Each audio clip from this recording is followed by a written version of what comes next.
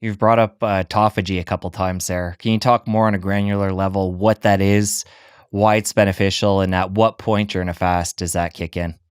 That is always the question, right? When does autophagy really get magnified? So autophagy is this waste and recycling process that goes in when we're in a non-fed state. And in opposition to that is something called mTOR. But I like for people to understand that just like we put trash out every week and the trash man comes and picks up the garbage, this is actually what's going on in the body. Our body will recycle diseased organelles, mitochondria, etc., that could potentially go on to be disease provoking, or it could be precancerous. But it's a really way of fine tuning efficiency in the body. We know that by the age of 40, most, if not all of us, have significant mitochondrial dysfunction. So let me back up and talk about the mitochondria, which are the powerhouses of our cells. And so this is another way that we can continue to replenish. Mitophagy is the, recycling of disease, disordered mitochondria. Autophagy is referring to different types of cells. But it's with the understanding that these benefits occur when we're in an unfed state, and why it's so important to have a portion of the day when we're not eating. Now, if you look at the research, about 16 hours, obviously the longer you fast, the more autophagy, 16, 18, 24 hours, that's when you really see an upregulation. But it's not to suggest that if you fast 15 hours, you don't get benefits. And to me, it's not as if autophagy gets turned on and turned off. I think there's a continuum for autophagy, much like mTOR, that, you'll get to a point where you're still deriving benefits. But obviously, if you do a 24-hour fast, you're going to take out more garbage than you do with a 16-hour fast. But it doesn't negate the importance of having periods of the day when you're not eating. And I think the longer that I fast, because I've now been doing this for over 6 years, the more I realize that this is really the way that we can fine tune our bodies to work much more efficiently. In fact, I would be the first person to say that, even though this has gained popularity in the last, 5-10 years, this dates back, as I stated earlier, to ancestral times. And so it's really aligning our bodies with, I think, a more simplistic way of living our lives. We don't have to be governed by packing snacks and mini meals. I mean, I recall a time when I used to be the person drinking a protein shake going to the gym, and then drinking a protein shake coming home from the gym, because I was told you're supposed to have 40 grams of protein within a certain amount of time. And then I'd have all these not snacks, but meals prepared throughout the day at work, which made me laugh because more often than not, I didn't have time to eat them.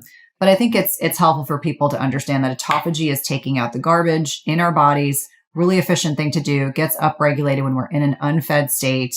The longer you fast, the more autophagy, but that does not in any way mean that you are not still deriving benefits if you're fasting for less than 16 to 18 hours. That's always a common question. And I would love to be able to say definitive. It's 16 hours and 20 minutes that autophagy really kicks in.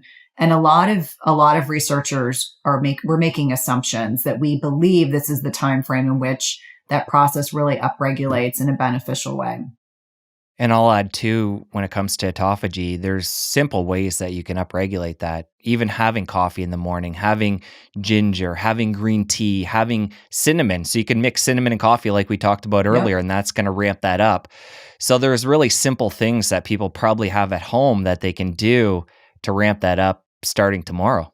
Yeah, exactly. Or even doing things like high intensity interval training, anything that's a hormetic stress or beneficial stress in the right amount at the right time can upregulate autophagy. And so I think it's important that fasting is not the only way that you can do that, because there are some people that are like, oh, I have to fast every day. And I just remind them, no, actually you don't. There's other ways you can do that, because what we're trying to do is improve mitochondrial health and improve that metabolic flexibility. And so things that stress the body in beneficial ways, like fasting or high intensity interval training or cryotherapy or infrared sauna, etc., or foods that we've talked about, can be hugely impactful. And what do you think about stacking a number of those on top of each other while you're fasting? So doing, HIIT training, or I think you mentioned sauna there, a number of different things. What are your thoughts on layering those on top of each other and do we get more benefit that way? Well, I think it depends on the individual. So remember what I said, so hormetic stressors are a beneficial stress in the right amount at the right time. So if you're sleeping well, you're managing your stress, you have plenty of energy. Yes, I do think, and I do enjoy personally, I enjoy stacking benefits. Like my husband and I have this kind of ritual that we do together. We'll do cryo and then infrared sauna in a fasted state. Sometimes we'll do HIIT before we do that. Obviously, to me, that works well for us, but for other people that may not feel right. And so I would experiment a little bit. Days that I do HIIT, I definitely will fast a little longer. And that's just personal preference. So I think that everyone should experiment to determine what feels right for them, because women that are still menstruating, still getting a menstrual cycle, they will feel the first 2 weeks of their menstrual cycle. So the follicular phase and estrogen predominates from the day of their bleeding till right before ovulation.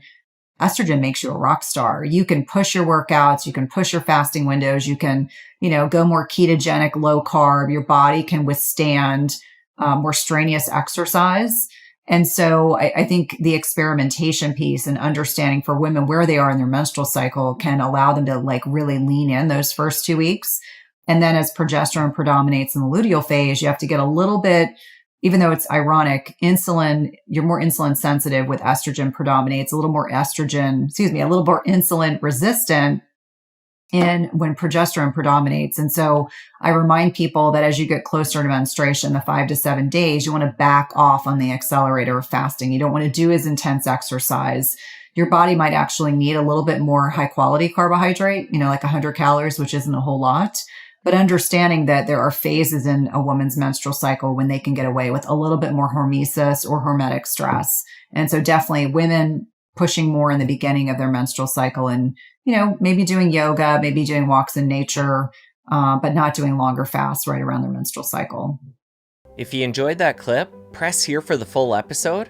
I'll see you over there. On a lot of levels, I'm truly grateful because intermittent fasting gave me back my life. Like I say all the time, I feel more energetic than I did 15 years ago.